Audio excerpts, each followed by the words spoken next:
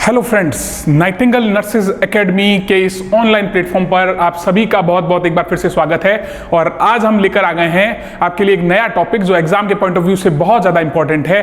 गुजरात के एग्जाम्स में तो ये पूछा ही जाता है, ऑल इंडिया के एग्जाम्स के अंदर इसका जो है वो वेटेज है। और आज हम जो टॉपिक डिस्कस करने वाले हैं उस टॉपिक का नाम है कंगारू मदर केयर। इसको KMC बोला जाता है शॉर्ट के अंदर। और KMC जो है वो कंगारू मदर केयर कहलाती है।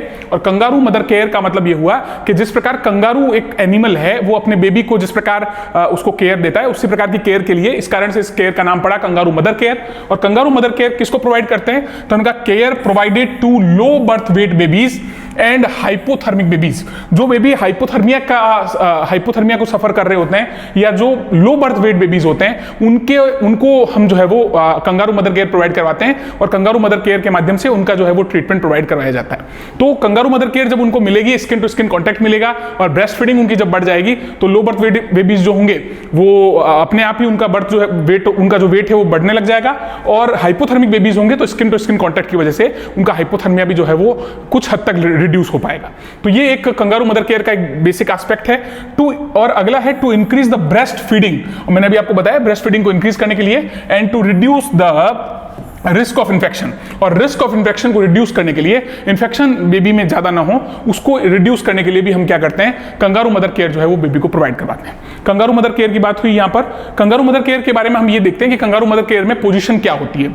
तो कंगारू मदर केयर में जैसा कि आपने डायग्राम में देखा, कंगारू मदर केयर जो है वो हम पोजीशन क्या देंगे, तो place the baby between care givers breast in upright position. और हम अपराइट पोजीशन में बेबी को जो है वो केयर गिवर के ब्रेस्ट के बीच में यहां पर रखते हैं। इसके अलावा head of the baby turn to one side, और बेबी का हेड जो है वो एक साइड में टर्न रखते हैं एंड स्लाइटली एक्सटेंडेड, और वो थोड़ा सा एक्सटेंडेड होना चाहिए, ये इस बात का भी हम ध्यान रखते हैं। इसके बाद में हिप फ्लेक्स्ड एंड एबडक्टेड। और जिस प्रकार से एक फ्रॉग, मेंढक को आपने देखा होगा, मेंढक हमेशा अपने जो पैर हैं, अपने जो हिप्स हैं उनको थोड़ा इस तरह से फ्लेक्स रखेगा और थोड़ा आउटसाइड की तरफ जो है वो टर्न करके रखेगा। आप कभी फ्रॉग को देखिएगा, फ्रॉग पोजीशन देखिएगा, वो फ्रॉग पोजीशन ऐसी होती है, हिप फ्लेक्स्ड एंड एबडक्टेड होते हैं। तो इस तरह का हम उसको रखेंगे।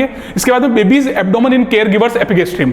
और केयर गिवर का एपिगेस्ट्रियम जो होता है, उस एपिगेस्ट्रियम पर जो है हम बेबी का एब्डोमेन रखते हैं। तो ये इस तरह से प्रॉपर पोजीशन होती है। और पीछे से बेबी को हम सपोर्ट देते हैं, बेबी के बैक को सपोर्ट देते हैं। तो ये कुछ पोजीशन है किसकी, कंगारू मदर केयर की। कंगारू मदर केयर देने के लिए ये पोजीशन रखी गई है।